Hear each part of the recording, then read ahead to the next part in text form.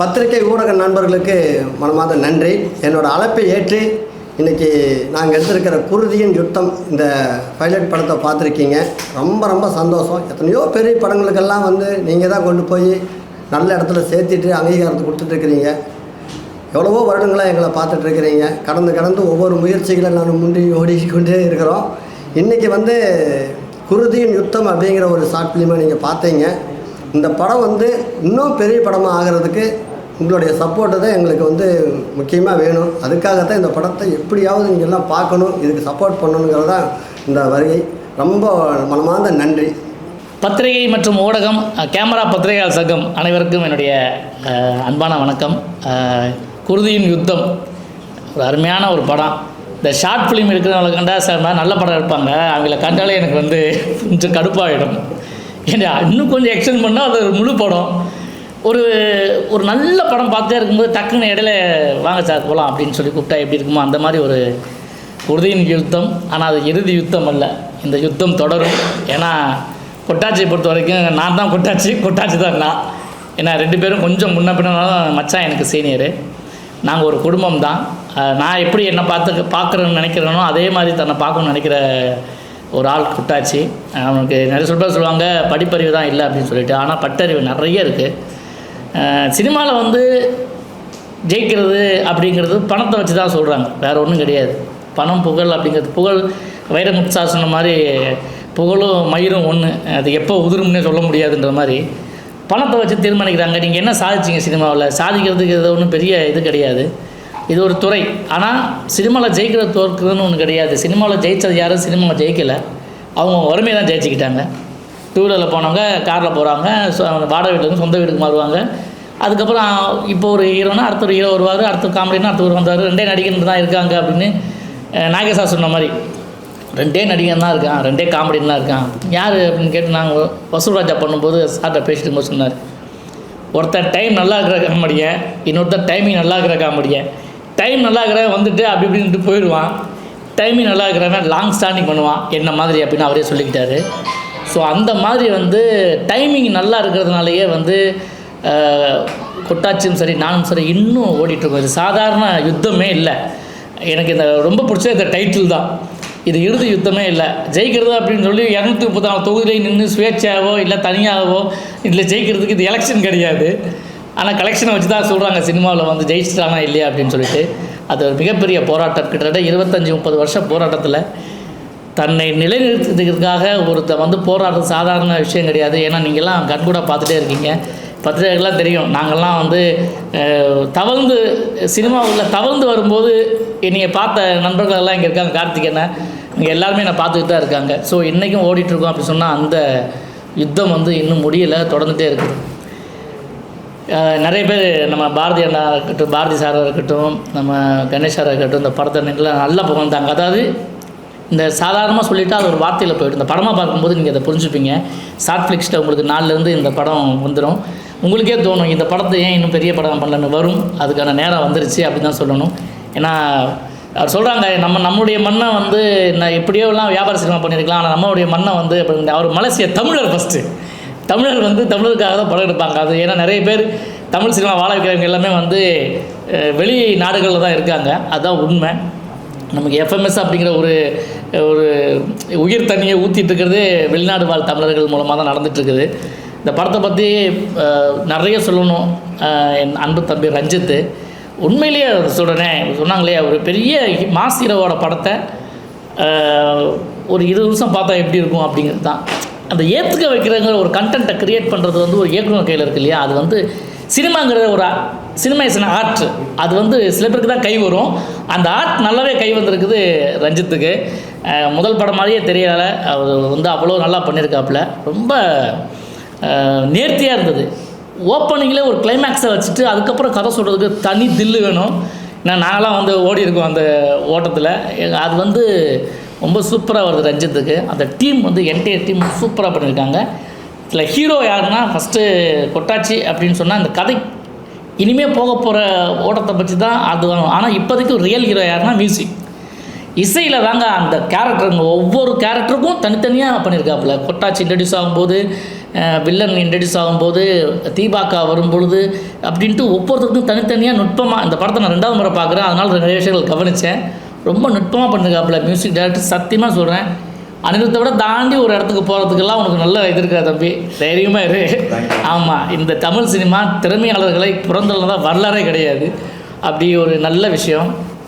Stunt பண்ணவங்களும் சரி, அதானே ஒரு மாஸ் படம், ஒரு மாஸ் என்டர்டெயின்மெண்ட்டை ஒரு அழகாக ஒரு காம்பேக்டாக ஒரு 5 கதாபாத்திரம், அந்த பின்னாடி பார்க்குற 5 பேர் தான் அந்த போஸ்டர் இருக்கவங்க தான் இந்த கதையில் வர்றாங்க. ஆனால் 5 பேருக்குள்ளே கண்ணை அப்படி இப்படின்னு நகர்த்தாமல் ஒரு படத்தை பார்க்க முடியும் அப்படின்னு சொல்கிறது செய்கிறதெல்லாம் ஒரு பெரிய அசாத்திய திறமை தான் அது. அந்த டீம், என்டையர் டீம் நடித்த ஒவ்வொருத்தருக்கும் எங்கள் கிச்சாடான்னு சொல்ல வேண்டாம், விலங்கு வில்லன் அப்படின்னு தான் சொல்லிட்டாங்க அவர் உண்மையிலே வந்து அதாவது துரோகிகள்லாம் வந்து சொல்லுவாங்க, எதிரியை வந்து நம்ம பார்த்து பயப்பட தேவையில்லை, அவன் என்ன பண்ணுவான்னு தெரியும். ஆனால் பயப்பட வேண்டியது யாருன்னா கூட இருக்க நண்பன் தான், அவன் எப்போ துரோகியாக மாறுவான்னு தெரியாது. ஏன்னா அந்த கதைக்களம் எடுத்துக்கிட்ட இந்த வடச்சென்னை பற்றி எவ்வளோ கொத்தாக படங்கள்லாம் வந்துருச்சு. பட் இது வந்து ஒரு வேறு மாதிரி ஒரு ஜானர். அதை வந்து ரொம்ப பிரமாதமாக நீங்கள் சொல்கிறாரு, வடச்சென்னையெல்லாம் போய் ஷூட்டிங் எடுத்துகிட்டு வருது, அது ராயபுரம் ஏரியாலாம் பண்ணிட்டு வரதெல்லாம் சாதாரண விஷயம் கிடையாது. அவ்வளோ சமாளிக்கணும். அதெல்லாம் சமாளித்து குறுகிய காலத்தில் ஒரு நல்ல படத்தை கொடுத்துருக்காங்க. தவறாமல் நீங்கள் எல்லாம் ஷார்ட் ஃபிலிம்ஸை பாருங்கள். இந்த என்டையர் டீமுக்கு என்னுடைய வாழ்த்து தெரிவிச்சுக்கிறேன். நன்றி, வணக்கம்.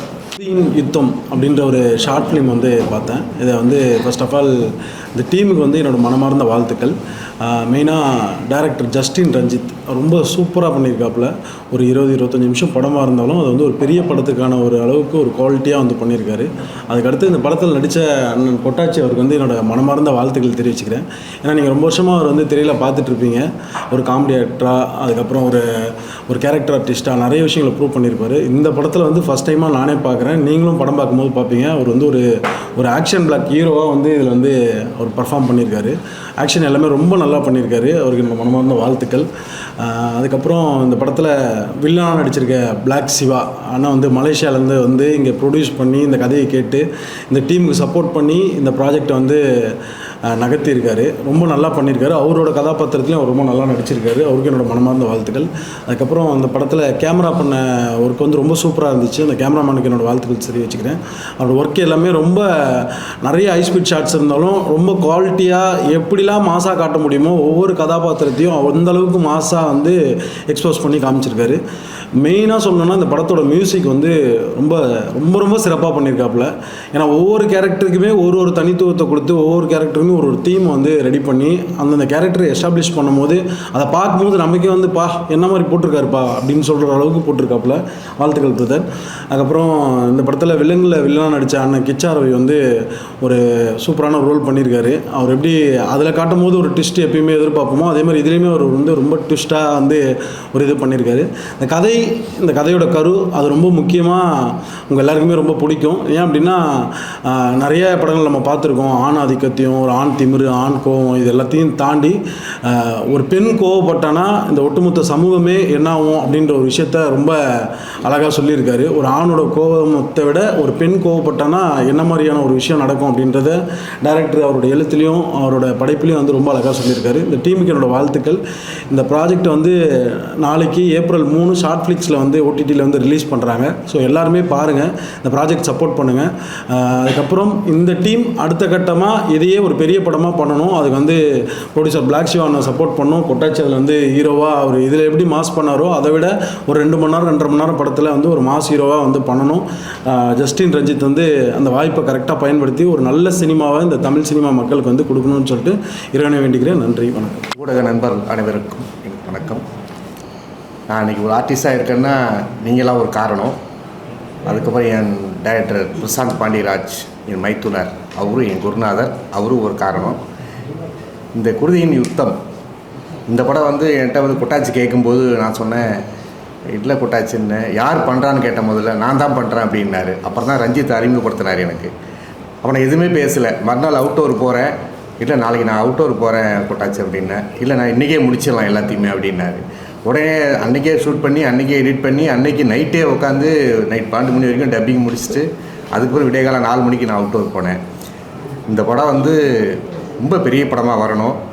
அதுக்கு என்னுடைய டைரக்டர் ரஞ்சித்துக்கு என்னுடைய மனமார்ந்த நன்றிகள். கொட்டாச்சி தான் இது மெயின் காரணம். அதுக்கப்புறம் மலேசியா பிளாக் சிவா கலக்கிட்டார் படத்தில், நீங்கள் எல்லாம் பார்த்துருப்பீங்க. இந்த படத்தை பற்றி நான் நிறைய பேசலாம். இந்த படம் பெரிய படமாக வரும்போது பேசலாம். அனைவருக்கும் நன்றி, வணக்கம். ஊடக நண்பர்கள் அனைவருக்கும் வணக்கம். என் பேர் சந்தோஷ். இந்த படத்துக்கு மியூசிக் பண்ணியிருக்கேன். ஜஸ்டின் ப்ரோ, கொட்டாச்சி அண்ணன் 2 பேருக்கு வந்து ரொம்ப நன்றி சொல்லணும்.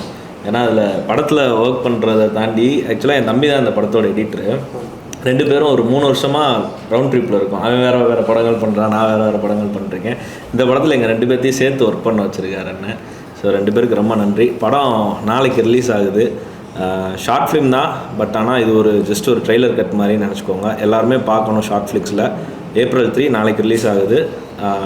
வாழ்த்துக்கள் கூறிய எல்லாருக்குமே, ஏன்னா படம் பார்க்க வந்த நண்பர்களாக இருக்கட்டும், ட்ரெய்லர் பார்த்து வார்த்தை கூறிய எல்லாருக்குமே இந்த படம் ஜெயிக்கணும்னு வேண்டிக்கோங்க. ரொம்ப நன்றி, வணக்கம். பேர் விக்ரம். இந்த படத்துக்கு 2 கேமராமேன். ஃபஸ்ட்டு ரியாஸ்னா, 2வது நான். இப்போ எனக்கு வாய்ப்பு கொடுத்த ரஞ்சித் அண்ணாக்கு ஃபஸ்ட்டு ரொம்ப நன்றி. 2வது கொட்டாச்சனா வந்து ஒன்றே ஒன்று சொல்லணும், அவர்கிட்ட இருக்க ஃபயர் எங்கள் யாருக்கிட்டேயுமே இல்லை.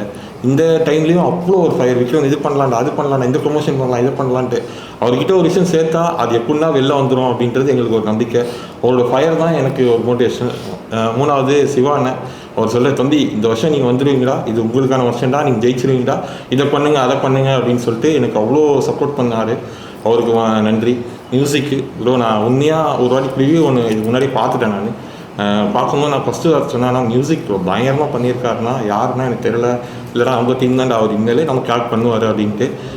கண்டிப்பாக நான் வந்து இந்த கேமரா பின்னாடி எவ்வளோ படத்துக்கு இதே மாதிரி நான் ஷூட் பண்ணி நின்று இருக்கேன். இப்போ நான் வந்து இங்கே உட்காந்துருக்கேன், எனக்கு முன்னாடி இவ்வளோ கேமரா இருக்குன்னு ஒரு மாதிரி பயங்கர பெருமையாகவும் கான்ஃபிடண்ட்டாகவும் இருக்குது. கண்டிப்பாக நன்றி. நீங்கள் எல்லோரும் இந்த படத்தை ப்ரொமோட் பண்ணுவீங்கன்னு சொல்லிட்டு கண்டிப்பாக நம்புகிறேன். Thank you so much. தேங்க்யூ. அனைத்து ஊடகங்களுக்கும், நண்பர்களுக்கும், சினிமா சொந்தங்கள் அனைவருக்கும் வணக்கம். நானும் என்னோடய டீமும் மூவி பண்ணுறதுக்காக ரொம்ப வருஷம் முயற்சி பண்ணிகிட்ருக்கோம். அதுக்கான ஒரு சின்ன அடையாளம் தான் இந்த குருதியின் யுத்தம். ஸோ இந்த அடையாளத்தை உருவாக்குறதுக்காக கொட்டாச்சி அண்ணா சிவா எங்களுக்கு ஒரு சின்ன வாய்ப்பு கொடுத்துருக்காங்க. அதை நாங்கள் எங்களால் முடிஞ்ச அளவுக்கு முயற்சி பண்ணி ஒரு சின்ன ஷார்ட் ஃபிலிமாக, பைலட் ஃபிலிம் ஆக்சுவலாக ப்ரொடக்ஷனில் பிச் பண்ணுறதுக்காக இதை பண்ணியிருக்கோம். கொட்டாச்சியோட நண்பர்கள் எல்லாருமே வந்து அண்ணாக்கள் எல்லாமே பார்த்துட்டு அவங்க மீடியாக்காக பேசாமல் மனசுலேருந்து பேசினது ரொம்ப ரொம்ப சந்தோஷமாக இருந்துச்சு. ஆக்சுவலாக இதுதான் எங்களுக்கு வேணும். ஏன்னா இந்த ஃபயர் தான் எங்களை நெக்ஸ்ட் அளவுக்கு மூவி பண்ணுறதுக்கு நகர்த்தி கொண்டு போகும்னு நம்புகிறோம். ஓடிடியில் வந்து ஷார்ட் ஃபிளிக்ஸ் April 3 ஆக்சுவலி நாளைக்கு வந்துட்டு ஈவினிங் ரிலீஸ் ஆகுது. நீங்கள் எல்லோரும் கண்டிப்பாக இதை பார்க்கணும். பார்த்துட்டு இது நல்லா இருக்குன்னு சொல்கிறத தாண்டியும் இதில் இருக்க குறைகளை நீங்கள் சொன்னாலே எங்களுக்கு போதும். ஏன்னா நாங்கள் மூவி பண்ணுறதுக்கு அது ரொம்ப சப்போர்ட்டிவாக இருக்கும். நாங்கள் அதை சரி செஞ்சு எனக்கு தெரிஞ்சு கூடியவர்களே நீங்கள் சொன்ன ஆசீர்வாதமும் நீங்கள் கொடுக்க போகிற சப்போர்ட்னாலேயோ இந்த இயரில் நாங்கள் மூவி பண்ணுறோன்னு பயங்கர நம்பிக்கை வந்துருச்சு. ஸோ கண்டிப்பாக நீங்கள் ஷேர் பண்ணி சப்போர்ட் பண்ணுங்கள், குறைகளும் சொல்லுங்கள், நாங்கள் சரி பண்ணி இதை ஒரு ஃபீச்சர் ஃபிலிமாக பண்ணிடுவோம்னு நம்புகிறோம். நன்றி, வணக்கம். இது பெரிய சண்டை படம் அப்படியெல்லாம் எதுவும் கிடையாது. இதுக்குள்ளே ஒரு அழகான ஒரு குடும்பம் இருக்குது. அந்த குடும்பம் கலைஞ்சதுக்கப்புறம் தான் பெரிய ஒரு ஆக்ரோஷம் ஆகுது. அதில் வந்து எனக்கு எல்லார் காமெடி நடிகர்லேயும் ஒரு பார்வையில் பார்ப்பாங்க. கேரக்டர் பண்ணியிருக்காங்க, அழுக வச்சுருக்காங்க, அண்ணனா தம்பியா மாமனா மச்சானா எந்த கேரக்டர் வேணாலும் பண்ணியிருக்காங்க.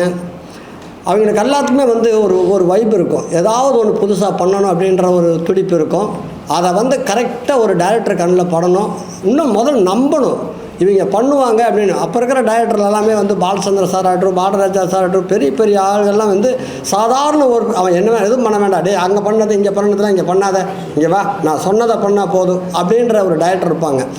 இப்போ வந்து என்னென்னா அவன்லாம் என்ன பண்ணுவான், அவனை கூப்பிட்டு இங்கே என்ன பண்ணுறது, அதெல்லாம் வேண்டாம், புதுசாக இருந்தால் கூட எல்லாம் பார்ப்பாங்க, இவங்க எல்லாம் பழைய ஆளுப்பா, இவங்களை வச்சு என்னையா பண்ணுறது, அதெல்லாம் ஓட்டி விடு அப்படிங்கிற மாதிரி ஆயிரம் நினச்சிட்றாங்க. அதெல்லாம் எதுவுமே கிடையாது. அவங்களுக்குள்ள பல ஆயிரம் திறமைகள் இருக்குது. எல்லாத்தையும் பார்த்து அனுபவம் அடித்து ஒரு மாதிரி வைப்பில் தான் இருப்பாங்க. அவங்களுக்கு கேரக்டர் இல்லைங்கிறதுக்காக அதுக்கு உண்டான தீனி இல்லைங்கிறதுக்காக தான் வெயிட்டிங்காக இருப்பாங்களா ஒழியோ அது கரெக்டான அங்கீகாரம் டைரக்டர் கிடைக்கலன்னு தான் நினைக்கிறேன். எனக்கெல்லாம் வந்து உண்மையாலுமே நான் எதை கொடுத்தாலும் பண்ணுவேன் அப்படிங்கிற ஒரு என்கிட்ட ஒரு வைப் இருக்குது. ஆனால் கொடுக்கலையே, யாரும் கிடைக்கலையே. நாமளும் ஓடுறோம், ஒன்று ஒன்றா முயற்சி பண்ணுறோம், அதை பண்ணுறேன், அழுவ வைக்கிறேன், அழுகுறாங்க, சிரிக்க வைக்கிறேன், சிரிக்கிறாங்க. இதான் ஃபுல்லாக ஃபைட் பண்ண வச்சுருக்காப்புல. ஏன்னா நம்புனாப்புல பார்த்தீங்களா. இப்போது இவன் நினச்சிருந்தா என்னோடய கேரக்டருக்கு யாரை வேணாலும் போடலாம், எதை வேணாலும் பண்ணலாம். என்னோட கூடவே கடந்து வந்துட்டுருக்கிறான். எங்கிட்டக்குள்ளே வேறு ஒரு விஷயம் இருக்குங்கிறத அவன் தான் நான் பார்த்தான்.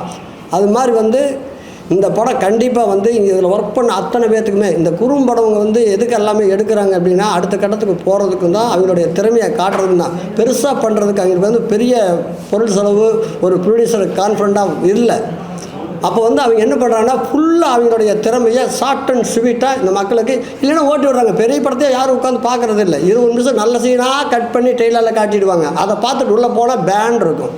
20 கோடி ரூபா, 50 கோடி ரூபா, 100 கோடி ரூபா போய்ட்டு எடுக்கிறாங்க. ஃபுல்லாக டரன்னு ஒன்று இருக்கும். உள்ளுக்குள்ளே வந்து பார்த்தோம்னா எல்லாமே அப்படி தான் இருக்கும். அந்த 20 நிமிஷத்தில் ஒரு படமாக எடுத்தால் இது இப்படி தான் வரும் அப்படின்னு ரொம்ப பொருள் செலவில் ரொம்ப க்யூட்டாக அழகாக எல்லாருமே சப்போர்ட். எப்பவுமே இந்த ஒரு டீமாக ரொம்ப திறமையோடு இருப்பாங்க. செதறி அவங்கவுங்க வாழ்க்கையில் ஓடிட்டு இருக்கிறப்ப அவங்க நல்லா கட்டி இழுத்து ஒருத்தன் கைட் பண்ணுறாங்க பார்த்தீங்களா, அந்த மாதிரி ஒரு ஆளுக்காக மட்டும்தான் இங்கே வெயிட்டிங். அப்படி தான் எங்களுக்கு கிடச்சிது எங்கள் சிவாண்ணா. மலேசியாவிலிருந்து வந்திருந்தார். அவரோட சின்ன ஒரு ட்ராவல் ஐயப்பன் கோயிலுக்கு போயிட்டு வர்றப்போ ஒரே ஒரு வார்த்தை தான் சொன்னார். என்னை பார்த்து, கொட்டாச்சி நீங்கள் பார்த்துருக்க ஷார்ட் ஃபிலிமெல்லாம் பார்த்துருக்குறேன், உங்களுக்காக நான் ஒரு ஷார்ட் ஃபிலிம் பண்ணுறேன், அது ரெடி பண்ணுங்கள் அப்படின்னு போயிட்டார். நம்ம கடந்து எவ்வளோ வந்திருக்கலாம், அந்த மாதிரி அண்ணன் ஆசைப்படுறாரு சொல்கிறாருன்னு நான் விட்டுட்டேன். ஊருக்கு போய் 2 நாளில் திரும்ப எனக்கு கால் பண்ணி, கொட்டாச்சி ரெடி பண்ணிட்டீங்களா, பண்ணலாமா அப்படின்னு கேட்டார்ப்பார். உண்மையாலுமே ஐயோ என்ன இவர் சொல்கிறாரு, உண்மையால் பண்ணுவாரோ அப்படின்னு தம்பிகிட்ட உட்காந்துட்டு நான் பேசினேன். இந்த மாதிரி அவரை நடிக்க வைக்கணும், அவருடைய தோற்றம் லுக்கு இதெல்லாமே வந்து ஒரு ஆக்ஷன் ஹீரோக்குள்ள ஒரு வில்லன் மாதிரி இருப்பார் அப்படின்னு சொன்ன உடனே இவன் இப்போ காசு போடுறவங்கெல்லாம் நடிக்கிற மாதிரி இருந்துன்னா ஒரு மாறினே அப்படின்னு, டேய் அவரை பாடுறா ஃபஸ்ட்டு அப்படின்னு பார்த்தா நம்ம சிங்கம் படத்தில் ஒருத்தர் வந்து வேலை எடுத்து ஏற்றிட்டு அப்படின்ட்டு போவாள், அது மாதிரி இருந்தார் ஆள். ஆனால் இவர் தானே சூப்பரு, இவருக்கு உனக்கு வச்சு தான் நான் பண்ணுறேன் அப்படின்னு போட்டு ஒரு ட்ராக் ஒன்று எடுத்து நம்பி இந்த இடத்துல பார்த்துருப்பீங்க. படத்தில் பார்த்தீங்கன்னா தெரியும், அவர் புதுசாகவே இருக்காது. கண்டிப்பாக வந்து எல்லாத்துக்கும் குடும்பம் ஒருத்தர் பார்த்தா காசிமேட்டில் ஒருத்தர் கோவப்படுற மாதிரி தான் அந்த கேரக்டரே இருக்கும். எல்லாருமே அருமையாக மியூசிக் டைரக்டராக இருக்கட்டும், மியூசிக் டைரக்டரும் அந்த எடிட்டரும் அண்ணன் தம்பி 2 பேர்த்துக்கு என்ன ஒரு ஒற்றுமை பல்ஸ்னா, இவன் டங்குன்னு கட் பண்ணுற தகுந்த மாதிரி அவன் மியூசிக் டுட்டுன்னு அவன் கட் பண்ணால் டட் பின்னாலே வர்றது. இதுதான் அங்கே அவங்க 2 பேர்த்துக்கு கரெக்டாக கனெக்ட் ஆகிருக்குன்னு நினைக்கிறேன். ரொம்ப அத்தனை பேருமே இந்த டீமில் நிறையா உழைச்சிருக்கிறாங்க, சப்போர்ட் பண்ணியிருக்கிறாங்க. இந்த படம் வந்து 3ஆம் தேதி நாளைக்கு ஷார்ட் பிக்ஸில் ரிலீஸ் ஆகுது. கண்டிப்பாக பாருங்கள். இதில் 2 பேருக்கு தான் போட்டி. என்ன அப்படின்னா, இது என்னடா இது 2 பேருக்கு தான் போட்டி அப்படின்னா, அந்த வார்த்தையை கேட்டோன்னே எதுவும் ஷாக்காகாதீங்க. ஒன்று படம் எடுக்கிறவங்களுக்கும், ஒன்று படம் பார்க்குறவங்களுக்கும். அவங்கள நம்ம திருப்தி பண்ணிட்டோம்னா நம்ம ஜெயிச்சிட்டோம். அவங்க போடான்னு சொல்லிட்டாங்கன்னா நம்ம போயிட்டோன்னு இல்லை, அடுத்தது முயற்சி பண்ணுறோம். அதுதான் கண்டிப்பாக இந்த படத்தை எல்லோரும் பாருங்கள். ஷார்ட் பிக்ஸில் வருது. உங்களுக்கு ரொம்ப என்டர்டைன்மெண்ட்டான படமாக தான் இருக்கும். இன்றைக்கி 10ல் 2Kல எப்படியெல்லாம் நீங்கள் வந்து ஒரு என்டர்டைன்மெண்ட்டாக ஒரு படத்தை எதிர்பார்த்துட்டு இருக்கிறீங்களோ, அந்த படம் வந்து சத்தியமாக சொல்கிறேன், இந்த குருதியின் யுத்தம் கண்டிப்பாக உங்களை திருப்திப்படுத்தும் நண்பரேன். எல்லா ஊடக நண்பர்களும் பத்திரிகை நண்பர்களும் நிறையா படங்களுக்கு சப்போர்ட் பண்ணி எல்லாத்தையும் எங்கேயோ இருக்கிறீங்க, எத்தனையோ வேறு எல்லாம் கொண்டு போய் நல்ல இடத்துல நிறுத்தியிருக்கிறீங்க. உண்மையாக உழைச்சிருக்கிறோம். இந்த ஷார்ட் ஃபிலிமுக்காக ராவ் பகல் இது எதுவும் பார்க்கல. ஏன்னா படத்தில் ஒர்க் பண்ணுறீங்க எல்லோரும் அத்தனை பேர் அப்படி தான் உழைப்பாங்க. ஏன்னா நல்ல படத்தை கொடுக்கணும், அடுத்த கட்டத்துக்கு போகணுங்கிற அவங்ககிட்ட அந்த ஒரு வைப் இருக்கும். இந்த படம் அதே மாதிரி தான் உங்களுக்காக உழைச்சிருக்கிறோம். இந்த படத்தை கொண்டு போய் கண்டிப்பாக சேர்த்துங்க. நன்றி, வணக்கம்.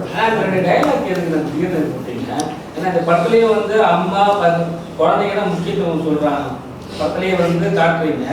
இதில் வேற இந்த 2 டைலாக் போட்டீங்க, 2 பேர் தான் போட்டி. ஆமாம் ஆமாம், அதுலேயும் அந்த இடத்துல வந்து ஃபேமிலி விட்டு வந்து எல்லாத்தையும் பண்ணுறாரு. ஸோ ஏதாவது ப்ரொமோஷனுக்காக பண்ணீங்களா இல்லை வந்து உண்மையாக சொல்கிறீங்களா? எதைய இப்போ சொன்னீங்க 2 பேர் தான். ஆமாம்மா, ஒன்று நம்ம படம் எடுக்கிறவங்களுக்கோ, ஒன்று படம் பார்க்குறவங்களுக்கோ. புரியுதா இல்லையா? புரியுது. டைலாக் நீங்க சொன்னீங்க, விஜய் டைலாக் சொன்னீங்க. ஏன் சொன்னீங்க? இந்த படத்துல வந்து தாய் பிள்ளைகளை மட்டும்தான் காப்பாற்றணும் அப்படின்னு சொல்லிட்டு பாதுகாக்கணும்னு சொல்லிட்டு ஒரு விஷயம் சொல்லியிருக்காங்க. ஆமாம், உண்மைதான். வந்து அவர் எல்லாருமே விட்டுட்டு மக்களுக்காக வந்திருக்காரு. நீங்க ஏன் இந்த 2 வார்த்தைக்கு போட்டீங்க? ஏங்க எல்லாத்தையும் விட்டுட்டு வந்தேன்னு இல்லை, ஒன்றை தொட்டால் எல்லாத்தையும் வேணும் தான். அதை பண்ணோன்னா எல்லாத்தையும் காப்பாற்றோன்னா ஒரு விஷயத்தை கண்டக்ட் பண்ணாமல் போயிட்டே இருக்க வேண்டியதான். இதுலேயே அதான் சொல்லியிருப்போம். இதுலேயும் நீங்கள் பார்த்தீங்க அப்படின்னா உங்களுக்கு வந்து அவன் அதுக்காகத்தான் அவர் வெளியில் வந்திருப்பாப்புல. இல்லைன்னா ஆல்ரெடியாக அதை போடணும்னு துடிச்சு வருதான் அவர். அப்படி தான் இருக்கும். சரி, இப்போ வந்து குழந்தைகிட்ட வந்து துப்பாக்கி கொடுத்துருக்கீங்களே, எந்த விதத்துல சரியா இருக்குமா? நீங்க வந்து சென்சார் பண்ணீங்கன்னா அது கட் பண்ணியிருப்பாங்க. ஆனா அந்த சீனை வந்து படத்துல மெயினா வச்சிருக்கீங்க. இது வந்து உங்ககிட்ட கதை சொல்றது சொல்லிட்டாரா? துப்பாக்கி கொடுத்து குழந்தைய சுட்டுக்கிட்டு இல்லை அதாவது என்னென்னா இல்லை விளையாட்டு வினயமாகிறது தான் கதை. இன்னொன்று என்னென்னா எப்போவுமே இந்த மாதிரி ரவுடிஸாக ஒரு கேரக்டர்லாம் பண்ணிகிட்டு இருக்கிறவங்க கெத்துக்காகவே வீட்டில் ஒன்று வெத்துக்காகவே ஒன்று வச்சுட்டு இருப்பாங்க. அதை வந்து என்னை சுடணும் பண்ணணும் உனக்கு கோபம் இருந்துன்னு அது என்கிட்ட ஸ்ட்ரைட்டாக காட்டல. அது குழந்தை கட்டை சுட்டுட்டு சுடுறா அவனை இங்கே சுடுறா அங்கே சுடுறா அப்படின்னா அது குழந்தைக்கு என்ன தெரியும்? சரி அவங்க அப்பா மாதிரி இருக்காதடா நாங்கள் சொல்கிறத கேட்குறாங்கிறப்போ அது நான் சொல்கிறத அது கேட்டுருச்சு, அது போயிடுச்சு.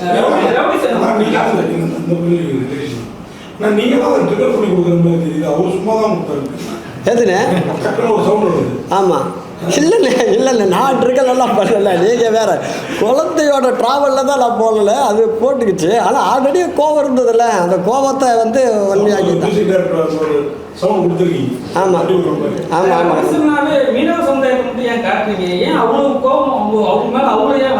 இல்லை இல்லை அவங்க மேலே வன்மமெல்லாம் கிடையாதுண்ணே. நம்மளுக்கு வந்து அந்த இடத்துல வந்து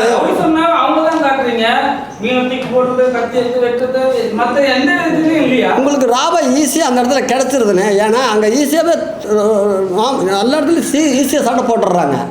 இப்போது நம்ம எல்லா இடத்துலையும் சண்டை இருக்குது அது இருக்குது, ஏகப்பட்ட கன்றாவி எல்லாம் கூட இருக்குது. ஆனால் அங்கே என்னென்னா உண்மையான உழைப்புகளுக்கு 10 ரூபாய்க்கு ஒரு போட்டினா கூட சண்டை வரும். ஒரு 10 ரூபா 5 ரூபாய்க்கு கூட அங்கே ஏலம் நடக்குது. ஏலம் ஒரு மீனவர்கள் அவங்களுக்குள்ள வேணுங்கிற சண்டையெல்லாம் கிடையாது. அங்கே இருக்கிறவங்க எல்லாமே மாமன் மச்சான் தாய்க்குள்ள மாதிரி தான் பழகுவாங்க. ஆனால் வேலை வெட்டி அந்த ஒரு விஷயத்தை வந்துன்னு சண்டை வந்துடும், விட்டு கொடுக்க மாட்டாங்க. அந்த இடத்துல வந்து அவ்வளோ பெரிய ஸ்கோர் பண்ணுறதுக்கு நம்மளை மாதிரி ஆளுக்கெல்லாம் போய் சின்னதாக படம் எடுக்கிறதுக்கு பண்ணுறதுக்கு பெரிய சப்போர்ட் பண்ணுறாங்க பார்த்தீங்களா? அதுதானே பெரிய விஷயமே எனக்கு. நான் சின்ன வயசுலேருந்து பார்த்துட்ருக்கேன் உங்கள் படத்தெல்லாம். உங்களாலேயே ஒருத்தரும் ஜெயிக்க முடியல. ஏன் நீங்கள் வடிவேல் சார், விவேக் சார் போய் இறந்துட்டாரு, விவேக் சார் தான் சொல்ல கை கொடுத்துருந்தாரு. வடிவேல் சார், அதுக்கப்புறம் சூரி தான் உங்களுடைய ஃப்ரெண்டுன்னு நினைக்கிறேன். ஆமாம், இவ்வளோ பேர் வந்துக்கிட்டே இருக்காங்க வெளியில். நீங்கள் இன்னும் ஷார்ட் ஃபிலிமில் வந்துட்டு இருக்கீங்க. ஜெயிக்கிற படமா எடுக்கிறதுக்கு வாய்ப்பு கொடுக்க மாட்டாங்களா உங்களுக்கு? இல்லை வாய்ப்பு கொடுக்க மாட்டாங்க. எவனை ஐயா யாருன்னே ஒதுக்குறது? அங்கே அப்படியெல்லாம் யாரும் ஒதுக்கப்படலாம் முடியாது. இங்கே திறமை இருக்கிறவன் ஓடிட்டே இருப்பான், ஜெயிச்சுட்டே தான் இருப்பான். இங்கே சினிமா திறமை இருந்ததுன்னா வரவே இருக்கும். திறமை இல்லை அப்படின்னா கொஞ்சம் வெயிட் பண்ண வைக்கும். அதை அவன் கற்றுக்கிட்டு அடுத்த கட்டம் போவான். என்னை ஏன் இன்னும் வச்சுருக்கு அப்படின்னா நான் இன்னும் ரெடி ஆகிட்டு இருக்கேன்னு அர்த்தம். அவ்வளோதான். என்னை நானே ரெடி பண்ணிக்கிட்டு இருக்கிறேன். என்னை நான் காட்டுறதுக்கு ஒரு நல்ல பிளாட்ஃபார்மாக இருக்குது ஷார்ட் ஃபிலிம். நான் யாருன்னு ஒரு டைரக்டருக்கு வந்து நான் ப்ரூஃப் பண்ணோன்னா முன்னையெல்லாம் ஃபோட்டோ எடுத்து காட்டுவோம், இல்லைன்னா ஒரு ஆடிஷனில் நடித்து காட்டுவோம். அப்புறமா தான் அவங்களுக்கு வந்து ஒரு ஃபிலிமில் அவ்வளோ வேஸ்ட்டாக போயிடக்கூடாது. பெரிய ஆர்டிஸ்ட் முன்னால் நடிக்க வைக்கிறப்போ இவன் ஏதோ பண்ணிட்டான்னா அவங்களுக்கு வாய்ப்பு போயிடும். அதனால வந்து அப்போல்லாம் ஸ்ட்ராங்காக எதுவும் முடிவு எடுக்கலை. சின்ன சின்னதாக பண்ணிட்டு வந்தோம். விவேக் சார் நல்ல முடிவு எடுத்தங்காட்டி தான் எனக்கு ஒரு நல்ல படம் கிடச்சது. அன்னையிலேருந்து இன்றைக்கி ஓடுறேன். ஒரு எழில் சார் இருந்ததுன்னா நான் எப்படி இவ்வளோ படம் எடுத்துக்க முடியும்? இதுக்கு ஏன் நம்ம விரும்மாண்டின்ற ஒரு படத்தில் வந்து அத்தனை பேரும் மதுரைக்காரங்க தான் ஃபுல் அண்ட் செலெக்ஷன். 6 மாதம் செலெக்ஷன் போச்சு. நான் கோயம்புத்தூர்கார் பையன், பொள்ளாச்சி. எனக்கு இன்னும் ஸ்லாங் இன்னும் அது எனக்கு போகலை. ஏன் எப்படி அதில் போட்டார்? நம்மக்கிட்ட இருக்கிற ஒரு டேலண்ட் தான். ஐயோ இத்தனை நாளாக கஷ்டப்படுறானே, ஒரு வாய்ப்பு கொடுக்கலான்னா கொடுத்தாரு இல்லையே. அவங்ககிட்ட ஏதோ டேலண்ட் இருக்குது, திறமை இருக்குது, அவனோட பாடி லாங்குவேஜ் நல்லா இருக்குது, இது கரெக்டாக இருக்குன்னாரு. நான் கற்றுக்கிட்டல என்னால் முடிஞ்ச மதுரை ஸ்லாங்கை கற்றுக்கிட்டு அந்த படத்தில் ட்ராவல் பண்ணேன். உண்மையாலுமே இப்போ நான் வந்து நல்ல சூரிய மாதிரி தான். சூரிய பார்த்து உண்மையான சூரிய பார்த்து நான் வந்து பொறாமையே பட்டிருக்கிறேன். என்னடா இவன் நம்மளை மச்சா நம்மளாம் ஒரே ரூமில் எப்படியெல்லாம் இருந்துருக்கிறோம், சட்டை இல்லாமல் ஓடி கிழிச்சு சுற்றி இருக்கிறோம். இன்றைக்கி வந்து அவன் ஆளே டோட்டலாக மாறி இருக்கிறானே, இதெல்லாம் பார்த்தோமா உனக்கு புத்தி வேலை கொட்டாச்சு அப்படின்ட்டு நானும் இப்போ ஜிம்முக்கு போக ஆரம்பிச்சிட்டேன். ஜிம்முக்கு போகிறேன், நல்லா உடம்ப வந்து கரெக்டாக கண்ட்ரோல் கொண்டு வரேன், நல்ல ஃபுட்டு எடுத்துக்கிறேன். அதுக்கு உண்டான வாய்ப்பு இவன் ஒருத்தர் எனக்கு சொல்கிறான் அப்படின்னா அதுக்கு உண்டான எனக்கு எடுத்துக்கிற சின்ன டைரக்டர் இவன் நாளைக்கு பெரிய டைரக்டர் ஆவான், லோகேஷ் கனகராஜ் மாதிரி. ஆனால் அவன் ஆகிறதுக்கு முன்னால் இவன் நம்புறான்னா அவன் நம்பிக்கையோடு நான் இருக்கணும். அதுக்கு தகுந்த மாதிரி நான் உடம்பை கரெக்டாக எல்லாம் கொண்டு வந்தால் தான் அவன் ஃப்ரேமில் வந்து சின்ன படம் பெரிய படமெல்லாம் இல்லை, ஜெயிக்கிற அத்தனை படமே பெரிய படம் தான். முதல்ல இந்த கேரக்டர் அவர் சொன்னப்போ உங்களால் பண்ண முடியும்னு தோணுச்சு. ஏன்னா எங்களுக்கே அவங்களை பார்க்குறப்ப ஆச்சரியமாக இருந்தது. அந்த திறமையை நான் சும்மா ஒரு 4 சீன் காமெடி வருவீங்க, சின்னதாக சென்டிமெண்ட் அழகாக வைப்பீங்க. ஆமாம், இது வந்து பார்த்தோன்னே நம்ம கொட்டா செய்யாது அப்படிங்கிற அளவுக்கு இருந்தது. இல்லை எனக்கு என்னென்னா அவர் சொன்ன உடனே நம்ம பண்ணணும். ஆமாம் கண்டிப்பாக. ஆமாம் அவருக்குள்ளே வேறு என்னமோ ஒரு விஷயம் ஒன்று யோசிச்சிருக்காரு. அவருக்கு பெரிய ஹீரோ கிடைக்கல, கொட்டாச்சி வச்சு ட்ரை பண்ணியிருக்காருன்னு நினைக்கிறேன். ஆனால் அவர் இல்லை ஆமாம் ட்ரை பண்ணியிருக்காரு. அந்த கிடைச்ச வாய்ப்பையும் நான் தக்க வச்சுருக்கிறேன்னு நினைக்கிறேன். தக்க வைக்கிறேன்னா கண்டிப்பாக நல்லா பண்ணியிருக்கிறேன்னு நினைக்கிறேன். இதே வந்து எனக்கு பெரிய படமாக கிடைக்கிறப்ப இதுக்கு மேலே எத்தனை படம் எடுத்தாலும் என்னோடய பசிக்கு தீனி போடுறதுக்கு இங்கே டைரக்டர் இல்லை. டேரக்டர் சார் நீங்கள் ஃபீச்சர் ஃபிலிமாக பண்ணீங்கன்னா சொல்லுங்க. இவர் தான் ஹீரோ வைப்பீங்களா? கண்டிப்பாக நான் அது ப்ரொடியூசரோட இது வந்து கதையை நான் எழுதிட்டேன் நான் ஒரு கேரக்டராக வச்சு. ஸோ இதுக்கான முடிவுகள் வந்து ப்ரொடக்ஷன் தான் எடுக்கணும். ஏன்னா அவங்கள வச்சு தான் எனக்கு படம் எடுக்க முடியும். ஸோ அவங்க சொல்கிறத நான் ஃபாலோ பண்ணுற மாதிரி அவங்க சொல்கிறதா ஃபாலோ பண்ணுறேன். பெரிய படத்துலேயே வந்து நார்மல் ரஷ்ட இதுன்னு பண்ணுவாங்க. ஆனால் இல்லை இதோட கதைகள் வந்து என்னென்னா பெரிய படத்துலேயே அப்படிதான் ஒரு கூலி படம் செட்டாக போவாங்க. ஷார்ட் ஃபிலிம்லையும் அவங்க தான் தொடரணும்னு என்னங்க அதான் அது காரணம் என்னன்னா இல்லை அது ஒரு டைலாக் வச்சுருப்பேன் நான். அந்த மீனுக்குள்ளே இருக்க ஒரு டைமண்ட் சொல்லிட்டு ஒரு விஷயம் இருக்கும். என்னென்னா மீன் வச்சு கடத்துறது தான் இந்த பெரிய கதையோட ஒரு நாட்டாக இருக்கும்.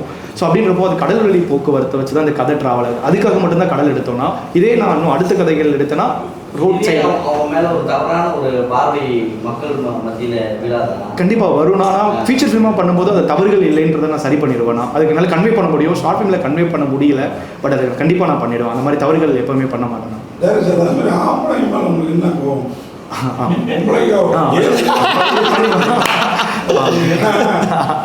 வீட்டுல இருக்கிறதே பெரிய கொடுமையா இருக்குது. நீங்க வெளியிலயே இருக்காங்க அப்புறம் பேரு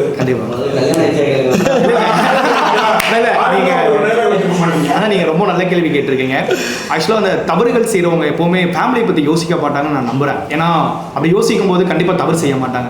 ஏன்னா இவங்க செய்கிற தவறுகள் எல்லாமே குழந்தைகளையும் குடும்பத்தை மட்டுமே பாதிக்குது. ஸோ அதோட மெயின் தாட்டும் இதில் நான் வச்சிருப்பேன். ஆனால் என்னால் அதான் ஃபீச்சர் ஃபிலிமாக பண்ண முடியாது, இல்லை கன்வே பண்ண முடியல. ஏன்னா அருவா எடுக்கிறப்போ தன்னோட குழந்தை இருக்குது, தன்னோட ஃபேமிலி இருக்குன்னு யோசித்தாங்கன்னா கண்டிப்பாக கீழே போட்டுருவாங்க. ஆனால் அதை மீறி நான் பார்த்துக்கலான்னு எடுக்கும்போது பின்னாடி குடும்பங்கள் கஷ்டப்படுறதை யாருமே யோசிக்கிறது இல்லாதனால தான் இங்கே தவறுகள் நிறைய நடக்குது. ஸோ அதை தவறுகளாக காமிச்சு தான் அதுக்கான சொல்யூஷன் கொடுக்க முடியும். அதுக்காக தானே இந்த படத்தை